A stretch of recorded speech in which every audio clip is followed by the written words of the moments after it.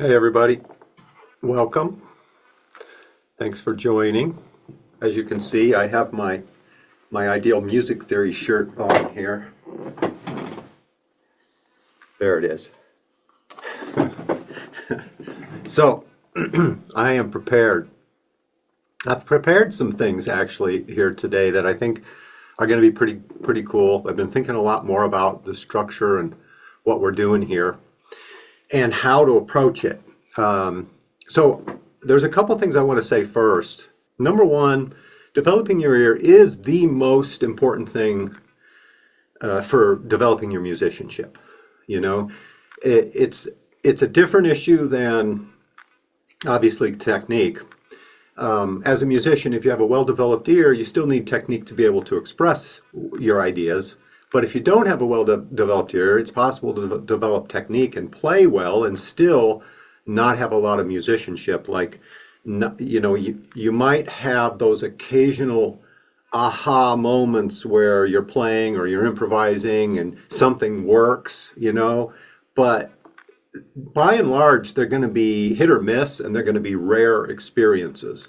Whereas when you develop your ear really well and fully, you can sort of be in this flow where you're constantly having good ideas. So, you know, I think that it is the centerpiece, frankly, of everything comes down to your ear. And the thing I want to say about it, first of all, I think on an overview level, that's good to understand is that this is what I call that spiral learning. Okay, I harp on this quite a bit. I talk about what it is. It's not just a buzzword that I've like, you know, this is my approach. What it really is just my observation of how people learn, how I learn, how everyone learns. We don't, you know, go and, especially with something like ear training, you don't go and say, okay, I want to learn the fifth, and I want to be able to remember what that fifth sounds like. Oh, I got it. Now I'm always going to hear a fifth. Every time the fifth happens, I know what that is. Well, it's fuzzier than that. You know, some days you'll get it, some days you won't. You have to keep coming back to it, and you build it gradually. You gradually move from this unknown place to the known, one plank at a time. And how it actually works is kind of like you're building a bridge from where you are to where you want to be.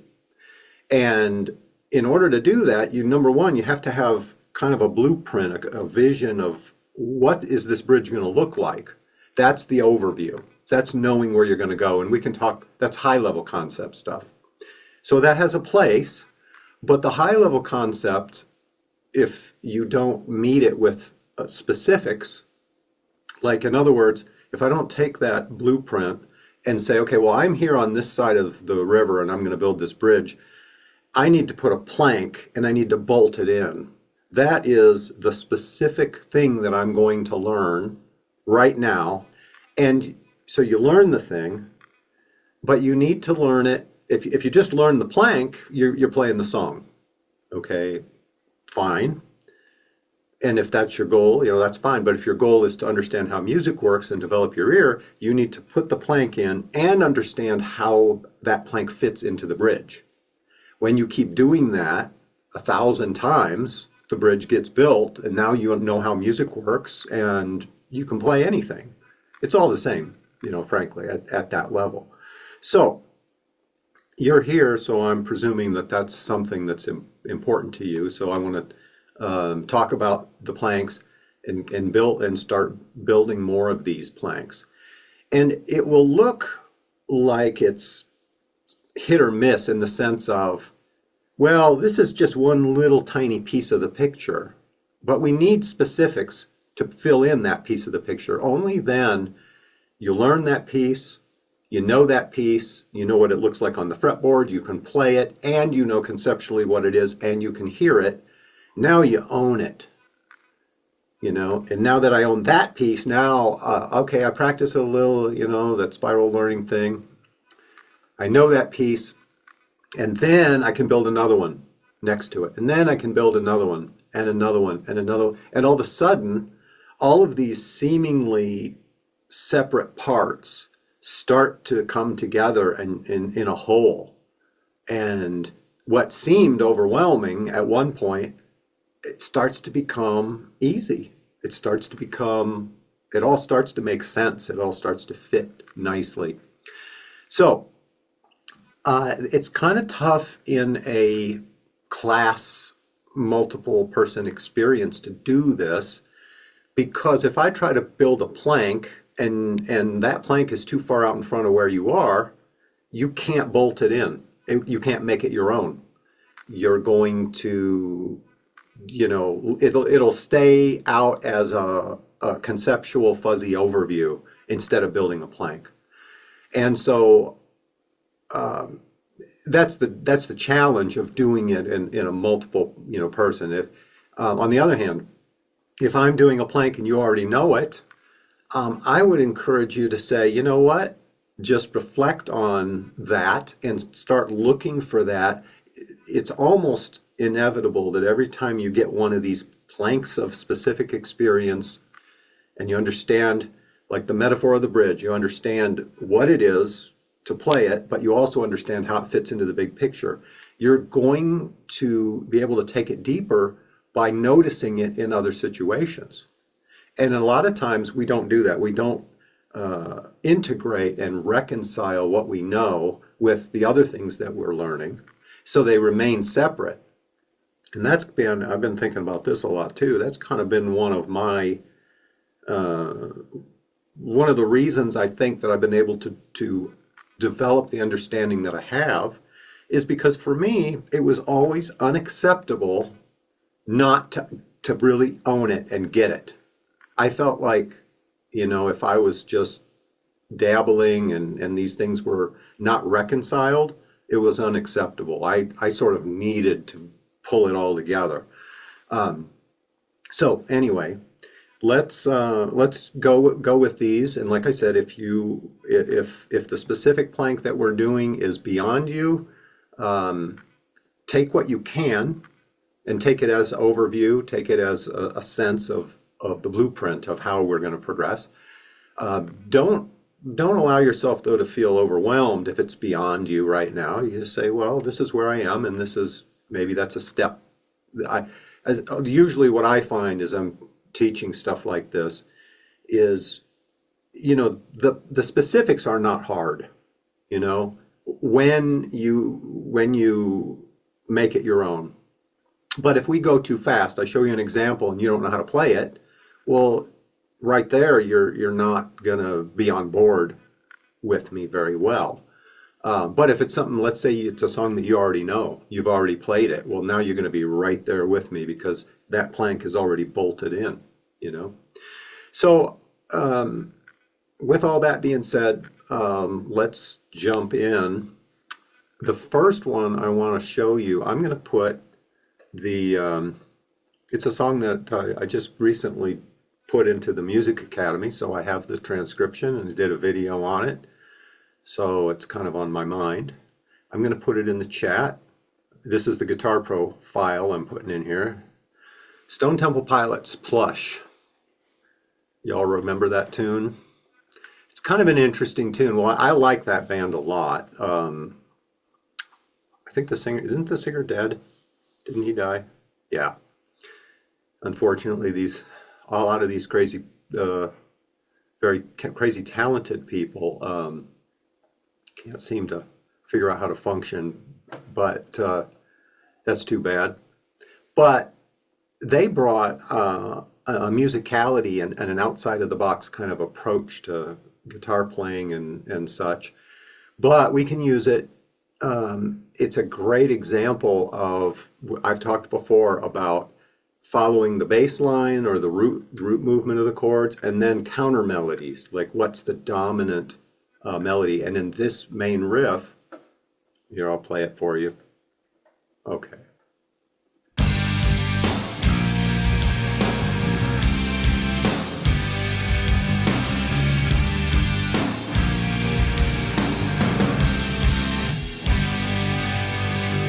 Okay, y'all know that riff, I'm sure. If you look open the file, and I can also share my screen, theoretically. I think I'm getting better at this. Okay, there's the transcription. Now, as you can see, I wrote it with a double time pulse and then said play it with a half time feel, which is my trick of transforming sixteenths into eighths and eighths into quarters. It works great to help people understand, how to get a handle on rhythm notation and pulse. It starts on the top of a G5, open G5 power chord, 151. And what you're going to find out as we go through this lesson is just how critical it is to start mapping the scale tones onto the fretboard, because without that, you're lost. And a lot of people are like, oh, I need to learn the notes on the fretboard. Okay, yeah, that's beginner stuff. That's walking, learning how to walk, just to know your way around. But that's not knowing your way around the fretboard as a musician. This all comes down to scale steps. So, and then the further thing, and I mentioned this before too, is you have to get beyond the level of technique where you can start to look at the patterns regardless of your fingerings. The beginners most intermediate players are still so focused on what their fingers are doing that you change the fingering and you play the same thing and it looks like something different. But that stops happening when we can start, go beyond your fingers. Well, you can't go beyond your fingers until you can control your fingers. So you got to get the fingering part down before you can even, that's one of the early planks before we can build the bridge of the next step. But as you do this, you could imagine in your mind, see the dots, like as if you were looking at a fretboard diagram.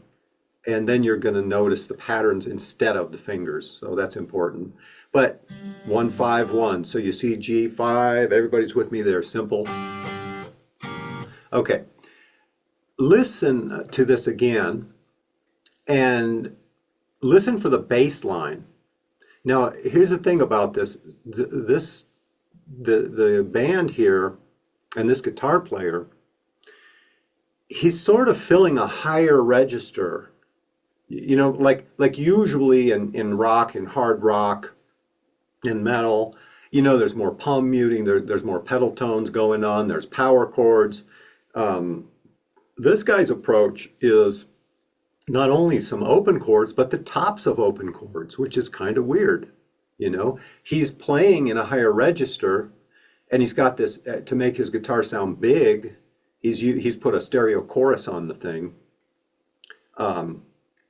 which, by the way, is something, if you try to play something like this and you have a chorus pedal, you're not going to get a very good result if you put your chorus pedal before your preamp. It would have to be done in an effects loop, so it's after distortion. The best way, of course, and how they're getting this sound, clearly this is a stereo chorus applied after it's recorded, after it hits the mic in the studio. You could achieve this, I'm getting off point a little bit, significant with the song. You could achieve it if you had a guitar rig that was a stereo rig with an effects loop. Then you could get your stereo chorus and it would actually kind of start to sound big like that. But anyway, you're going to get a much more pronounced modulation effect like chorus if you do it after distortion. Ideally after you mic it, and then that's the way you get the best one. But anyway, listen for the bass line. And like I said, because the guitar is higher register, the bass is almost kind of more on its own. But of course, it's mixed with that bass guitar very prominent. So listen to this once.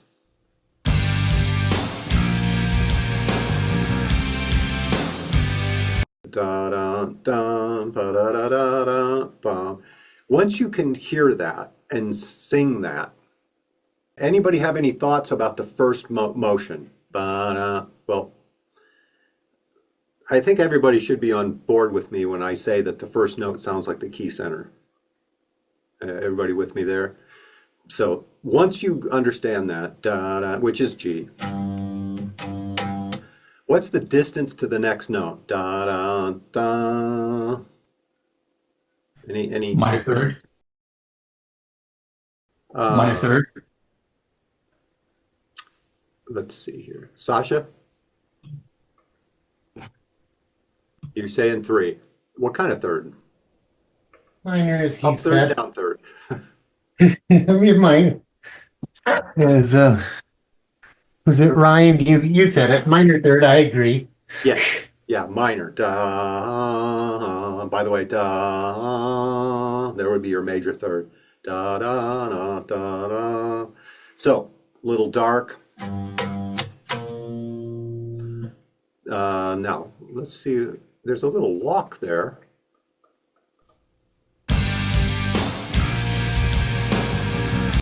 Da da da. Now, at first, obviously, oh, nice. I see you're on a bass. Perfect. um, at first, you might we're thinking, well, wait a minute, I want to be a guitar player. Why am I listening to the bass? But developing your ear means developing your ear. It doesn't matter what the instrument is. You want to be able to recognize what's happening. And the fact that we can direct our attention to the bass is actually going to serve us because whether it's composition or whether once you know what's going on in the other instruments, then you can direct your attention. Like even if you're covering the song and you're playing it, why be stuck in just thinking about what I'm doing when I could listen and kind of appreciate how the bass and drums are supporting what I'm doing or what I'm doing supporting them. Now I'm actually playing like a participant in a bigger whole, which is what we're supposed to be doing. I mean, we all go through that phase where we're really focused on guitar. That's probably why we're guitar players, because some aspect of it stood out. And so we go in and we say, okay, I want to play guitar, and that means we have to hone our focus on guitar. Yes. Well, hopefully, though, at some point we broaden that. And so that's what we're doing. So you can start to do collections of notes. That's what I hear. I hear that, I say, oh, that's minor pentatonic. First of all, when I first heard it, I was wondering if it was diatonic falling out, but then I listened to it again and no, it sounds pentatonic. Well, that is a plank further down the road. Maybe the plank you're at right now is just to, play it like this. I play first two notes.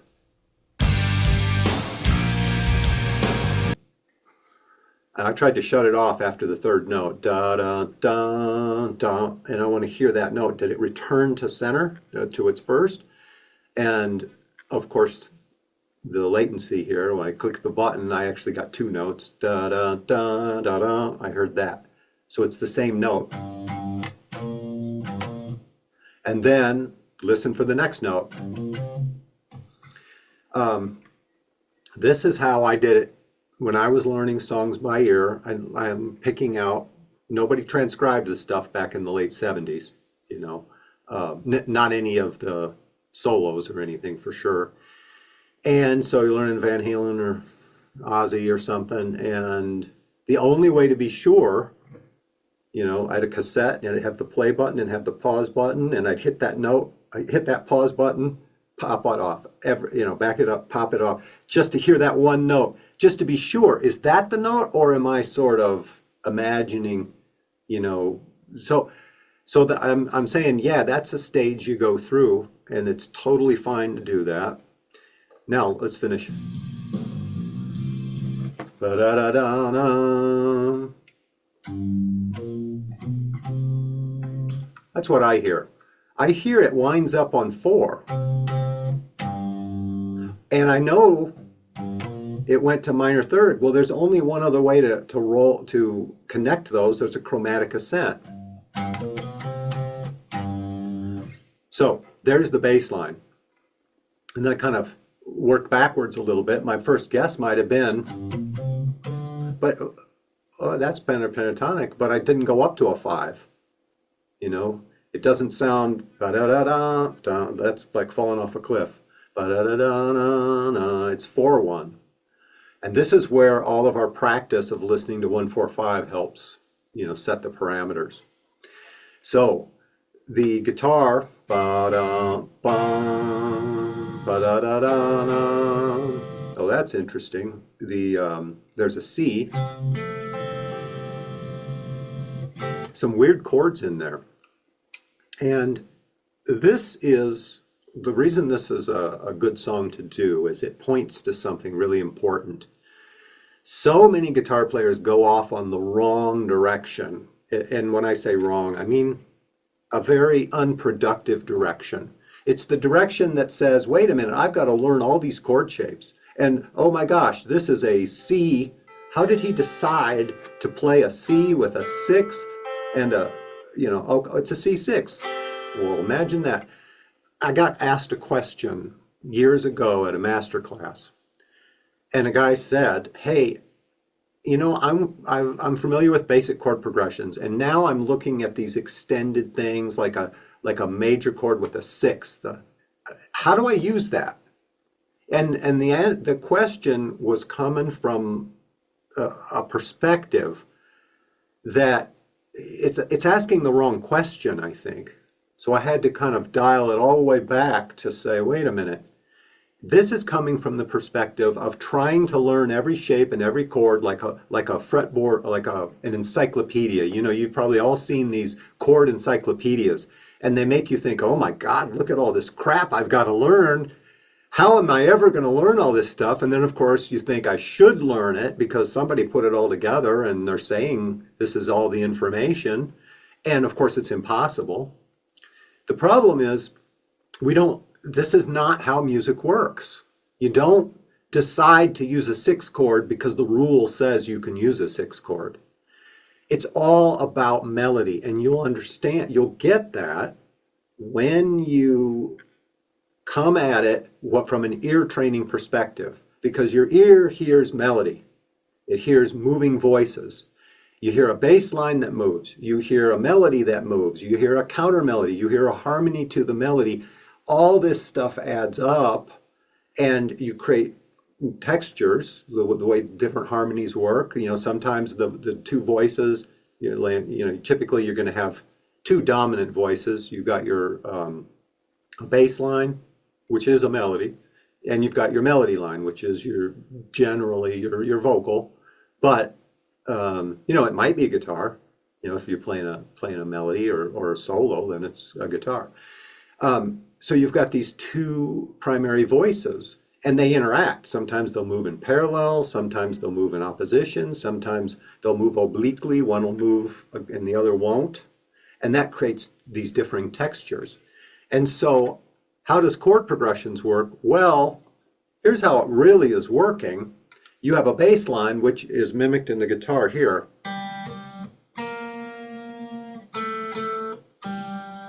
Okay? And that's 1 minor third, da da da da da. So it's 1 minor third second root. Simple little melody, okay? And then you have an upper voice, which is doing this.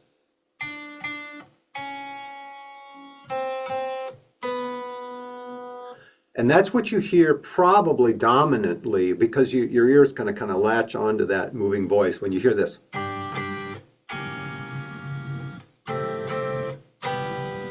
Don't you hear this voice, the second string, mostly? That's our counter melody.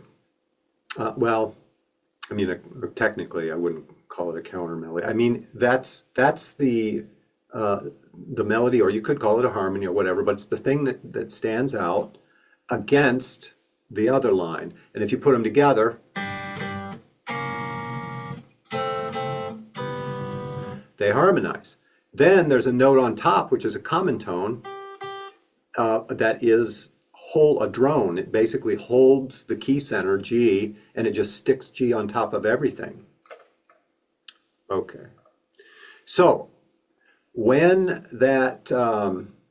you add common tones, that's where you get all sorts of weird chords. And when you add harmony, you can get some interesting chords. But they don't come about because somebody learned that there's some weird chord shape and, oh, I get to use it in this particular instance because of some intellectual rule that you've memorized. It comes about by following melody, by following your ear, and all the rules evolve out of that. So, I now that I put that up there, you guys could all take that and learn those chords, but learning the chords, it's necessary, but if you stop there, you haven't learned anything, really. What you got to do then is you have to look at the voicing and understand. Even looking at the chord shape, you'll see the first chord's G5. The second chord is a G diminished chord over B flat, which, from the old perspective of looking at chord encyclopedias, you're like, well, how did he decide to play a diminished chord after, why? Well, that misses the point. The point is the moving melodies. And then chromatic, and it ends with G major, so it twists bright at the end. So before we go on, any questions about this?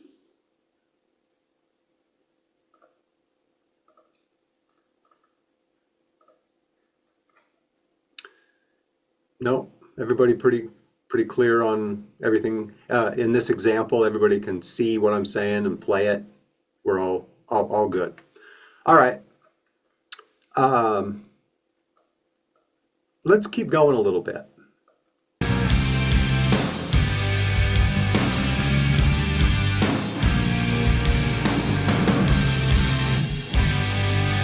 So we're going to start on our tonic.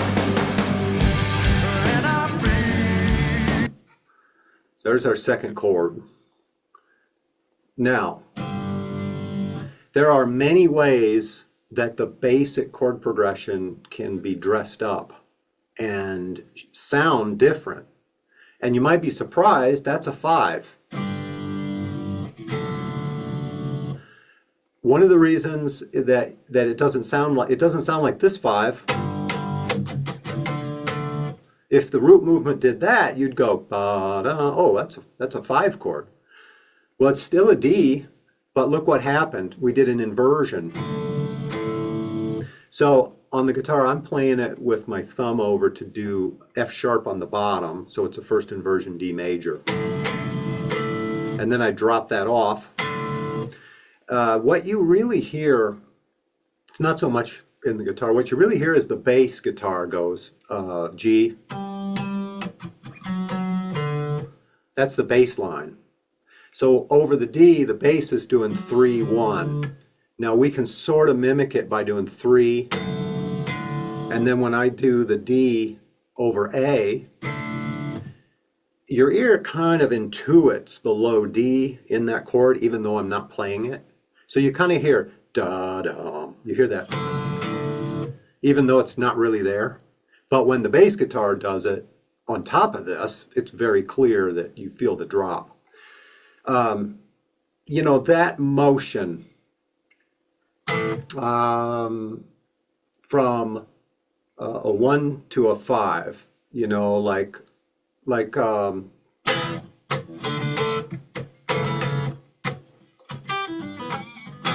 you all know that riff, I'm sure. Now that's not a 4 to a 1, but I mean that because we're in E in that case. But if you just isolated a section of it and you went D, the second chord, the chord after D is an A, but it's an A in first inversion. And so what you hear that bass drop a half step. I was just playing, there was another song that was in the same section I just did yesterday, and it was the pre-chorus in the song Round and Round, Rat.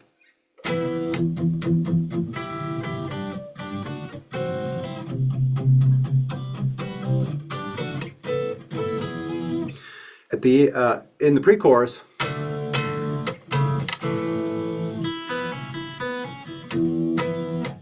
Okay, that part. D, A, A. That's exactly the same thing. That's exactly the same thing as we just did here. Same motion. And that's what I'm saying is when you own these pieces and you start reconciling them and you start seeing the same thing at work, all of a sudden it's like, well, all this crap's the same. It's the same thing over and over and over, just dressed up differently. But for some reason, the way our brains interpret music, we get lost in the details and we don't see the commonalities. But as a musician, when you develop your ear, you start noticing all of these common,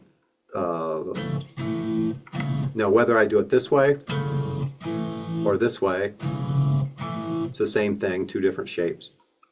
So we have a motion, back to the song, and it's a 1-5. Next comes this. It's F, C. It's a little tougher on the guitar when you start using open chords.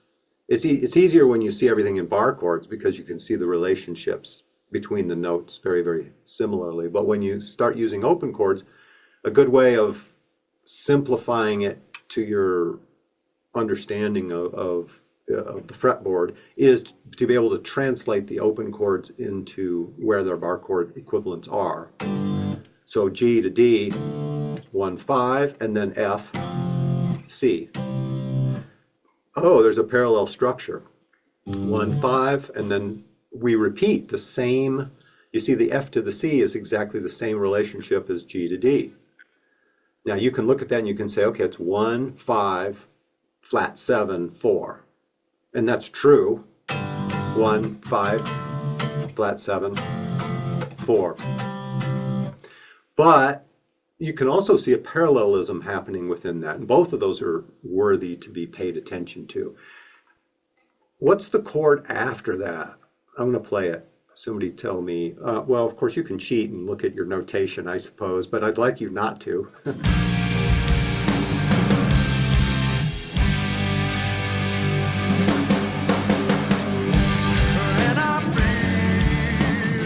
F, C, now this one.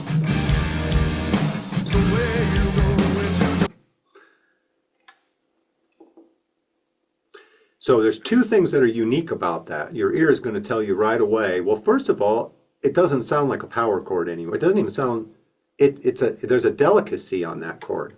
And this is another thing, another aspect of ear training that you can start to recognize, and you should begin to able to recognize when you hear the certain color of a chord, you'll know what kind of chord it is just by that element. Okay? And it's this. Two things about it. Number one, the root of it, where is it in the scheme of things in the key of G? Like what chord have we gone to? Any takers? It's a flat 6. Yes, it's that flat 6, and I called that the pivot chord because that's so, well, number one, it's not in pentatonic. It's natural minor. And so it creates, when you use flat 6, it creates an interesting pivot point, which is outside of pentatonic, which gives a pentatonic-based song, when you go to flat 6, it gives it some kind of tonal contrast that's really big. I mean, even the Rat song, you know, it's minor coming down, and right there we're on 6. So it's kind of like moving. You've seen that a million times probably already, you know.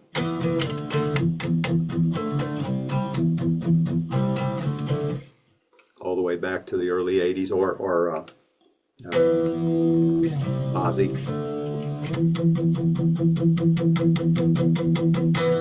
The Paranoid Riff. That's an interlude, but whatever. So anyway, that's real common motion. And when you go to flat 6, that's another thing you kind of want to nail down in your ear of what that's going to sound like. It's harder in this case to recognize it as a pivot because we don't go right to it. He goes through this this system of, you know. But when you get to it, it has a very distinct flavor. So you want to be able to recognize by ear, oh, he's on a flat six, okay? And then the other thing is, what kind of chord is it?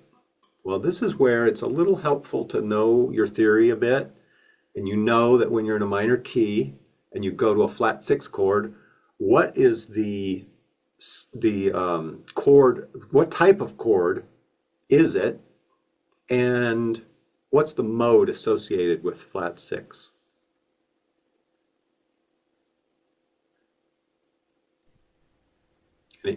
Ryan? Minor and in the Aeolian mode. No, no, no. So you're in a major key, and when you go to the Oh, sixth oh, if step, you're going minor, right. yeah, yeah. But we're in a minor key because we're on flat six. So in the minor key, what type of chord does flat six make? That's a major seven. Yeah, well, it makes the triad it makes is major is where I was going first. But you're going to add the fourth note, which, by the way, the fourth note it just means adding another third. A chord is a note with harmony added, and the function of the harmony is to make the note bigger. So it's an embellished version of a note, of its root. And you can embellish it with just a third, in case we have a dyad, or just a fifth, which is a dyad. Or you can do the full triad, 1, 3, and 5, which is 2 harmonies, or you can do 3 harmonies and have a seventh. And when you take the 6th step of the scale and you add the 7th step, it becomes a major 7th.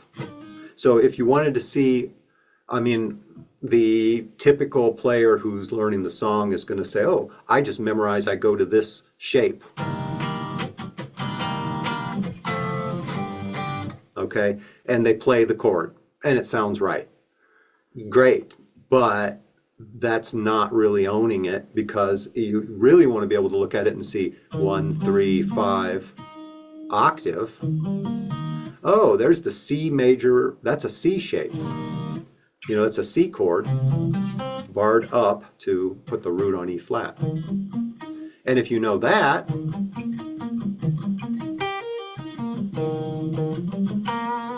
great. Now I can say, wait a minute, that's a root. Half step down's got to be a major 7th. And all of a sudden, this shape that the chord encyclopedia told you to memorize creates itself simply by knowing the scale, you know, knowing that we're in G minor. Let's see. It's a Lydian mode off of the 6th. And so when you play G minor and you relate it to this chord, you see, oh, that chord makes itself, you know? So you don't really need to memorize anything. You need to start learning these partial shapes and their voicings and the key and relate the chord you're playing against the key, and all of a sudden it becomes all about melody, and then it all relates to your ear. So anyway, here's an interesting thing I found out about this song when I was playing it. I didn't even notice this the first time, and I'm guessing most people didn't either. You know, typically when you hear a song, you hear a riff that establishes some kind of bass, and then you hear a verse. It might be over the riff, or it might change a bit. But the verse is pretty easy to tell what's going on there. And then usually you go to a chorus, which is a little dynamically up. Usually it's a shorter segment because the chorus has more energy. And one of the ways you get energy is by making smaller cycles of phrases. So you'll typically have a 4-measure phrase. Most common verse is 16 bars, 4 4-measure phrases. Most common chorus is 8 bars, 4 2-measure phrases. You know, and that's just kind of a natural. I mean, there's a reason that those forms are common. It's because they work. You know, they produce. There are other ways though to do it. If everything that when you go to compose, if everything you do kind of sounds too similar, well, it's because you're following the same rules. Like you've only learned a palette of 4 different rules and you're using the same ones, you're using the same formula over and over and over and over. Well, it's not going to be too outside the box. It's not going to be too creative. So what they've done is, well, let's back it up. So we got a riff, we got the verse. Let me see if you guys can tell me what's weird about this. I'm going to play it through to the second verse. Verse, F, C, E flat, E.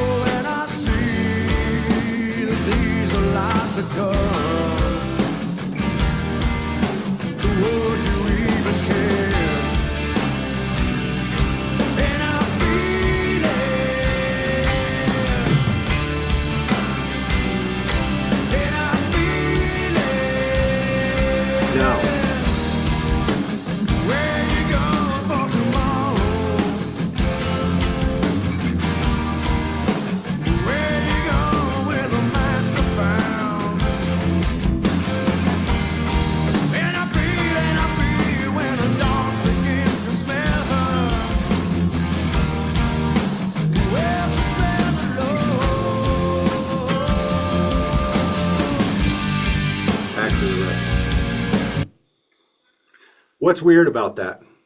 Different. I've never heard a song do this, by the way, that I can remember.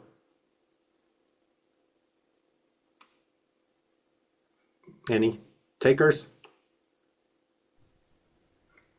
Almost seems like a key change. Yeah, well, it's not a key change, but it goes somewhere different. You're on to the right idea. Kevin, you know the answer. I know you know, because you went through the video, right? Oh, you didn't? Okay.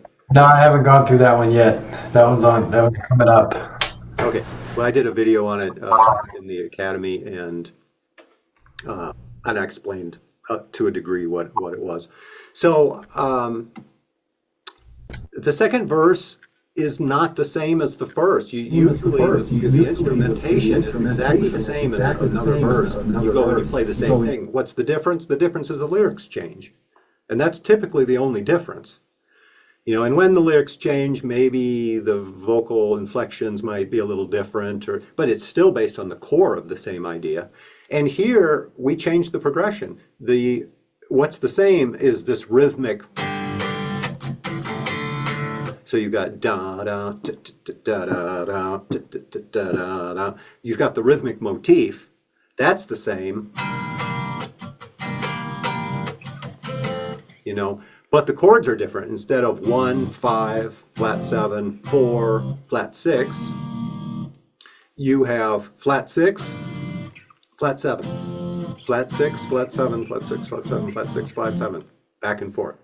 Radically different. It's also a different structure.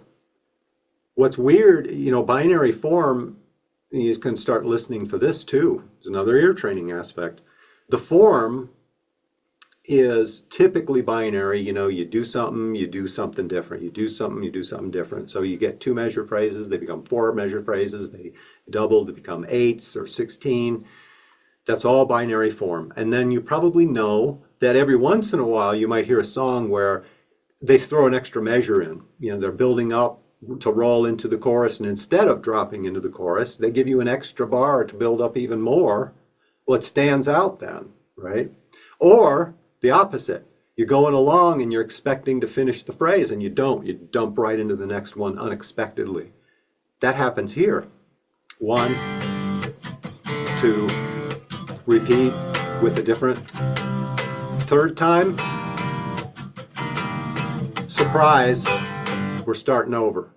After 6, so we heard 3 phrases, bang, you drop to the next one. And then in the second verse, he does 4. Which sets up an unpredictability. And yet, they've done it in such a way that it sort of sneaks in under the radar and you kind of like, oh, it sounds great. But it's different enough that it's sort of at a deep level, you kind of, it works, and yet you have a little less predictability than if you just follow your standard song form. And the other thing is we did riff, verse, and then we did what I'd call a chorus. This really, and I'm feeling, by the way, ear training test. Da-da. It's on D. It's on the 5 chord, and the melody da-da, da-na. That's the vocal melody pitches. Can you tell by ear? Because this is a real test because it's not in the transcription. Da-da. So I'm on the root. Da-da-na. What pitch am I doing relative to the chord when I do that? Da-da-na-na.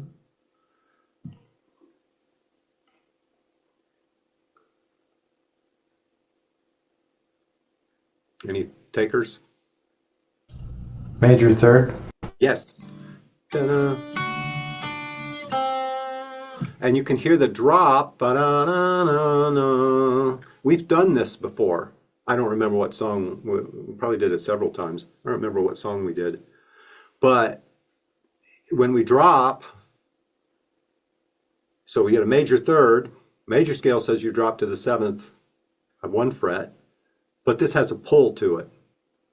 It's dropping 2 frets, which means it is Mixolydian. Mixolydian. Mixolydian on D. And interestingly, what does that suggest about the key center? What type of key are we on in that part? Because the whole chorus is oriented to be on D. Typically, this is another departure. I mean, most commonly in a song, your verse and your chorus are in the same key. And you're generally, you're going to, if we're in the key of G, we start on G in the verse. Well, we're probably going to start on G in the chorus too. And here we don't. We lift and we revolve around the 5 chord for the whole chorus. So on that, when the 5 chord is Mixolydian, well, 5 chord is always associated with Mixolydian in what kind of key? Brian, you know this one. Major. Yes, exactly. You're on the right. So I said a minute ago that the song is in a minor key. Well, that's because at the beginning the riff is, but at this point it's a major key, and you can tell when you get there. Doesn't it feel bright? It feels triumphant and real strong. Well, that's why. That's why we're getting that. So those are the kind of things that I want you to start paying attention to.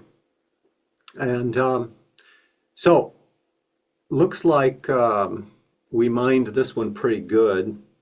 I actually had another one that I was going to show you. I'm going to put it in the chat, and we're going to do this one next time. The instrumental song that I wrote so many years ago, when I was pretty young, I did this one, and I actually wrote the song just something to write. I was trying to write music, and I had this idea, and I was doing it with my band, and I wrote it in probably '84, about 6 months before I had the opportunity to write a book. And the first book I wrote was, everyone wanted to learn songs, so I wrote a book trying to teach songs. And Hal Leonard had the top guys were like, "Oh, we love this." And then they got back to me a couple of weeks later and said, "We love it, but we can't use it because it's using copyrighted material, and by the time we pay everybody the copyrighted material, we got nothing left to pay you. So sorry, it's a good idea, but the legalities won't work." So then I thought, okay, I want to write something, and I have this ability to write it, and they want it, but their methods were all using public domain, right? So I don't want to use public domain because that means it has to be over 50 years old. It kind of defeats the point. Nobody wanted to learn anything 50 years old. So the only other option was to write my own music. And I was like, wait a minute, I got this song. Maybe that could be the capstone piece of this method. And that's how this song ended up in there. But the reason that I put it here, it's in F sharp.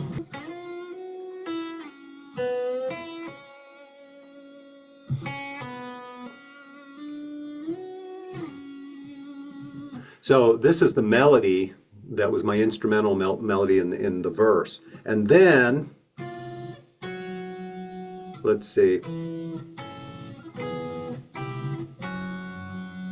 I added a harmony on one of them. And I just played the two of them together. Now, of course, in this actual application, I played it on two separate guitars, you know, so that you can get this bends and everything and make it all sound warped and twisted, which is the whole point. But I would not, I could not sit down and say, you know, I want to add a harmony. What should it be? If I didn't understand something about music and intervals, I wouldn't know how to make a cool harmony to it. And it's an oblique harmony where the top voice falls while the other voice is moving without falling. So it's not simple. It's not a parallel harmony, which is the common way of doing it. And this is very similar to what's happening here.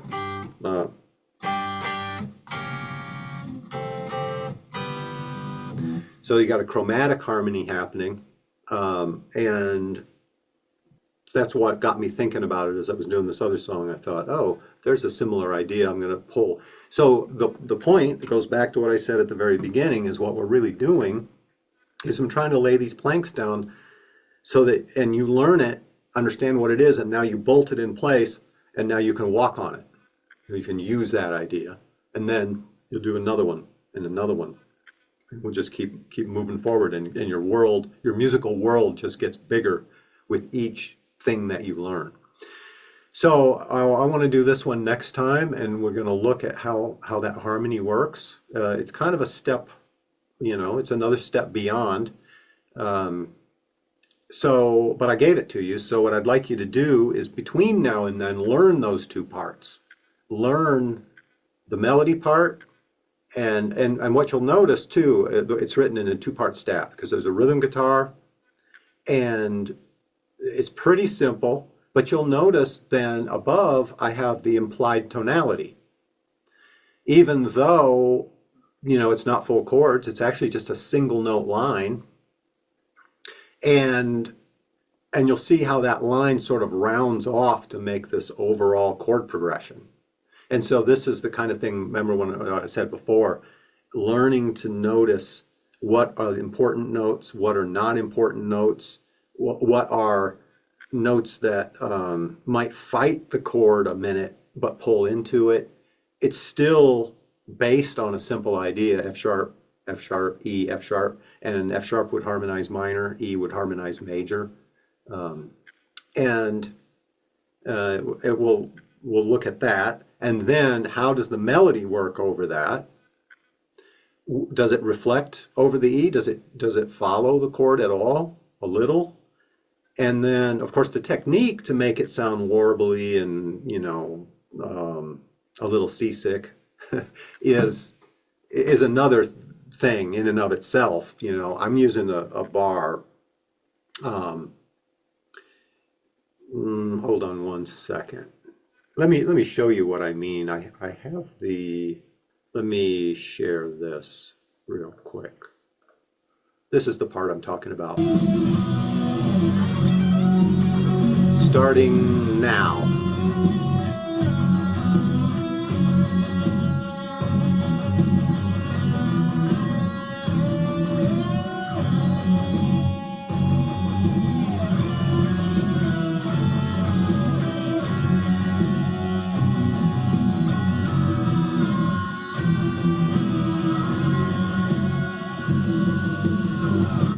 Okay. So that's the part that's notated. Now because it's, you know, it's a performance to teach the lesson, I actually played both parts together. But on the recording, I didn't. I played two single note lines. So, learn those. And then if you're feeling real adventurous, compare the two together after you learn each one separately, then play them like I did there together and look at the intervallic relationships between everything and how that relates to the chords that are underneath. So I guess it worked out good. I didn't get to it today, but I at least set you guys up with some homework. Because, this is important stuff. And if people only knew how important it was, there would be 100 people in this class, to tell you the truth, which might not be a good thing, actually, but I don't know. It just seems like we should have more, that's all. And, I tell you what, I have one more minute, so if does anybody have any questions? I don't have a question. I just wanted to mention that when I figured out the major seventh, that was actually figuring it out from the C shape and then dropping the because I don't know that shape. Yeah, that's exactly. And that's it took me a minute. I had to calculate it. I hear you. Yeah, because that's how I end up playing. Anytime I play any jazz chords, that's how they happen. I don't play them because I learned a jazz chord and I want it to sound jazzy. I hear a melody that happens to pull on a seventh or a ninth, and it's like, oh, lo and behold, I guess I'm playing jazz, as much as I hate to admit it, because I don't like jazz. But I do like the extended harmonies used with a rock tone in a rock context. The first guy I remember hearing doing that was, I think, Greg Howe, way back. I don't know if you know, he did instrumental guitar in the late 80s, I guess. Well, part of that whole movement. But at the time, I wasn't too into it. It's just like, oh, that's different, but it's not what I aspired to. But over time, as I played more and more in tune with my ears, it does kind of stretch, to new territory. But yeah, you develop it by following your ear for stuff like that. And the other thing, though, the key would have been, you would know exactly where it is if you also saw the G minor scale underneath it, because these are your options. In other words, once you see the scale under it and you start adding thirds, you're just skipping every note of the scale. You have to stick to the scale to find what chord is going to naturally fit. And that's your answer, All right.